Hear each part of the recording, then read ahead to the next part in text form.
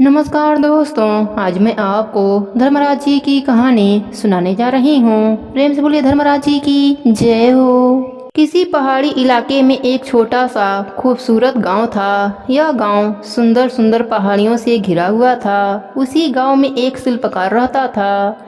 यह शिल्पकार बहुत ही मेहनती बुद्धिमान था, साथ ही यह आध्यात्मिक भी था। इस कारण यह देवी देवताओं की मूर्तियां बनाता था। उसके हाथों में गजब का जादू था। उसकी बनाई हुई मूर्तियां बहुत ही खूबसूरत बनती थीं। धीरे धीरे उस शिल्पकार की चर्चा चारों ओर फैल गई। एक दिन उस राज्य का राजा उस शिल्पकार को बुलवाया और आदेश दिया कि तुम मेरे महल के सामने एक मंदिर का निर्माण करो, जिसको देखने के लिए लोग दूर दूर से आएं। उस शिल्पकार ने उस मंदिर पर मेहनत कलाकारी का निर्माण किया। कुछ ही महीने में एक बेहद खूबसूरत मंदिर बनकर तैयार हो गया।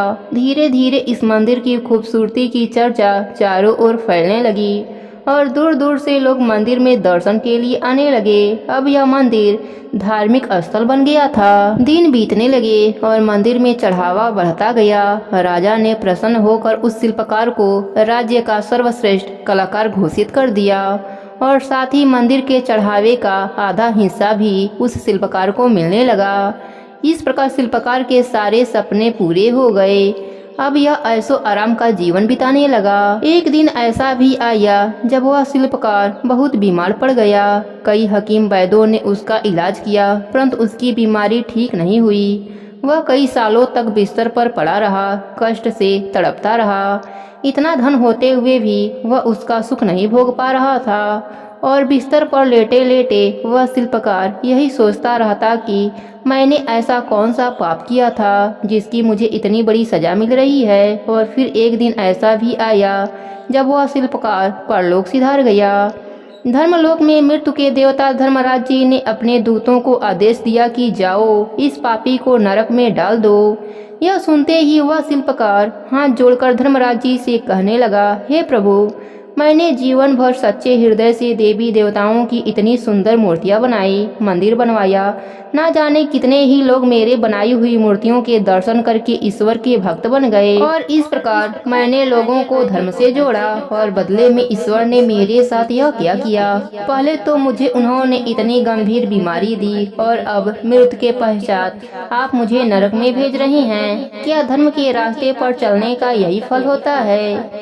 शिल्पकार की यह बातें सुनकर धर्मराज जी ने कहा, हे वत्स्य, यह बिल्कुल सत्य है कि तुमने सुंदर मूर्तियां बनाई और मंदिर बनवाया, धर्म का प्रचार किया, परंतु यह सब तुमने केवल धन और यश कमाने के लिए किया था। तुमने कभी भी सच्चे मन से ईश्वर की भक्ति नहीं करी। याद करो उस दिन को जब तुम्हारे दरवाजे पर एक बालक सहारा मांगने आया था, तब तुमने उसे गुलाम बना लिया। याद करो उस दिन को जब एक बूढ़े आदमी ने तुम्हारे दरवाजे पर भोजन की याचना करी, तब तुमने घर से धक्के मारकर बाहर निकाल दिया।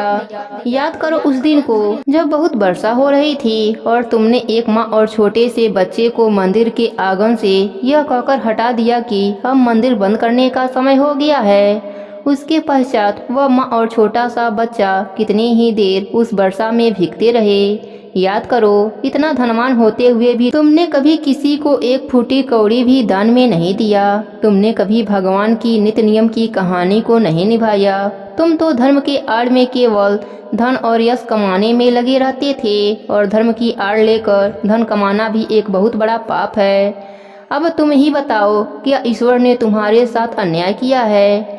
ईश्वर कभी भी किसी के साथ अन्याय नहीं करता। मनुष्य केवल अपने द्वारा किए गए कर्मों का ही फल भोगता है।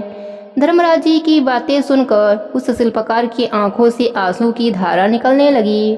वह खामोश हो गया। उसे आज उसके सभी प्रश्नों का उत्तर मिल चुका था। दोस्तों, कई बार हम यह सोचते हैं कि हम तो अच्छे कर्म कर रहे हैं, भक्ति और धर्म के रास्ते पर चल रहे हैं, इसलिए हमारे साथ सब कुछ अच्छा ही होना चाहिए, परंतु अनजाने में ही हम न जाने कितनों का मन दुखा देते हैं, कितनी गलतियां कर देते हैं, यह सोचे बिना कि एक दिन उन सब कर्मों का फल हमें ही भोगना पड़ेगा। इसलिए आज से ही कुछ भी करने से पहले यह जरूर सोच लेना कि आप सही कर रहे हैं या फिर गलत। धर्मराज जी हर कर्मों का लेखा जोखा लेते रहते हैं। प्रेम से बोलिए धर्मराज जी की जय हो।